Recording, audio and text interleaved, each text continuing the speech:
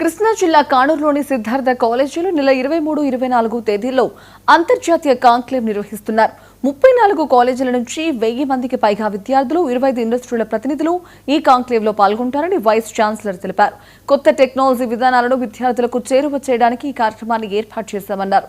ఇండస్ట్రీలకు అనుగుణంగా తమ విధానాలను మార్చుకోవడానికి ఈ రీసెర్చ్ కాంక్లేవ్ దోహదపడుతోందని, గత ఏడాది ఈ కార్యక్రమానికి విశేష స్పందన వచ్చిందని పేర్కొన్నారు.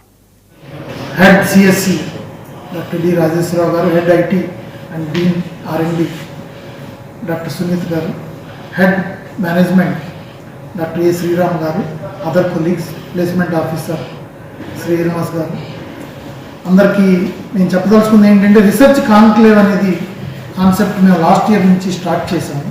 దీనివల్ల ముఖ్య ఉద్దేశాలు ఏంటంటే ఇండస్ట్రీ అకాడమియాన్ని కలిపి ఒక దగ్గర చేర్చి వాళ్ళ సజెషన్స్ తీసుకుని మా యూనివర్సిటీ అకాడమిక్ కరికులం కానీ స్టూడెంట్స్ని how to make them industry ready అని చేయడానికి ఇది చాలా దోహదపడుతుంది.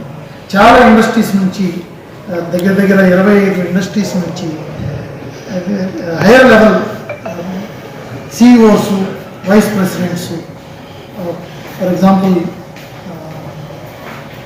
టీసీఎస్ అనండి, మైక్రోసాఫ్ట్, AT&T, టెక్ మహీంద్రా, చాలా కంపెనీల నుంచి వస్తున్నారు.